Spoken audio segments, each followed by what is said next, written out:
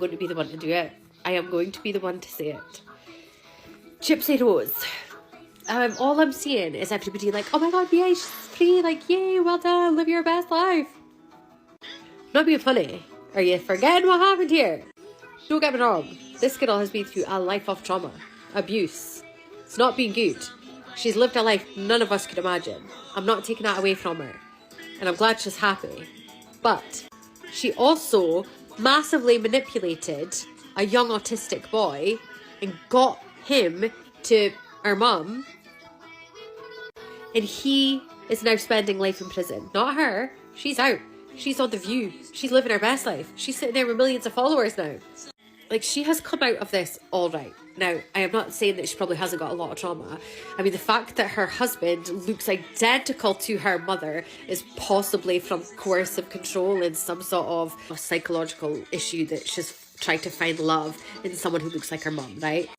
But she is also responsible for the fact that she got to a certain age and she was manipulating people as well, saying that she couldn't walk, which actually she could, and she was like grafting people online and living like her secret life and all of that. She's very well educated, you can tell. She's very articulate, it's fantastic. But she was like using the internet to like speak to other people, and she was also lying at an age where she could have said to someone, this is going on, help me. I can walk, I'm not disabled, I don't have cancer, I'm not having any treatment for cancer. Like, she could have done something to change her situation. I think she could have put a stop to things or sought help before she got to the point where she's manipulated a poor autistic boy into killing her mum, basically, is what I'm trying to say here. But I've noticed something, and she's still keeping up with certain lies. She was sat in The View and she was licking her lips and she was swallowing and stuff, and I'm like, hold on, did people not say that this girl had had her saliva glands removed? Her mum put her through an unnecessary surgery. So I looked into it, took a deep dive. And actually, the medical records, it does not say that the glands were removed. It actually says that she was having like Botox in them to sedate them in a way.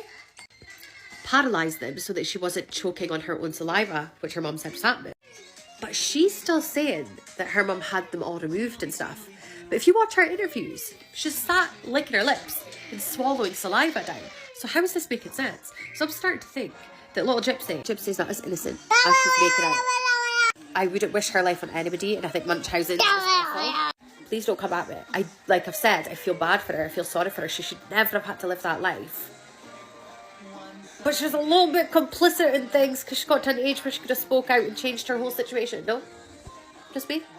If she managed to like get her boyfriend over there and like run away, she could have sent out like a help signal, like a bat signal, call for help, which was using the internet every night, no?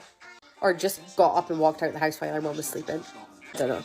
I obviously haven't been in that situation. I've not lived it. I can understand why it would be hard. You do have the coercive control aspect of it where she probably didn't feel like she could, but I just think the steps that she took to get to what happened could have been used in a way where she could have got help without it coming to manipulating the autistic boy to do what he did. I don't know, maybe she was that desperate, she thought that was the only way out. I'm not sure, but this is so interesting. Definitely want to see some more documentaries on this Gypsy Rose thing. I like her sassiness, and I like that she's got a new life and she's got this vibrancy about her. I love that for her. But I feel bad for the autistic boy who's in the jail for life after being manipulative. When he, like, that guy doesn't have the cognitive ability to be in this situation. Like, I feel bad for him. I think I feel bad for him because of my autistic kids. And I know how easily my son could be manipulated by somebody. Especially if he thought that he was a Prince Charming and he was rescuing this princess and all of that. So knowing somebody who's that vulnerable with autism, who would do anything to help anybody, I guess this is why I'm on the fence with this one. And I just can't be full pro-Gypsy because my heart is with the autistic boy as well.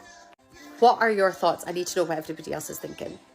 This is a hot topic in my group chat. Me and the girls are loving this conversation. But I seem to be one of only two of us who are feeling bad for the autistic boy, taking it all by himself in jail for life.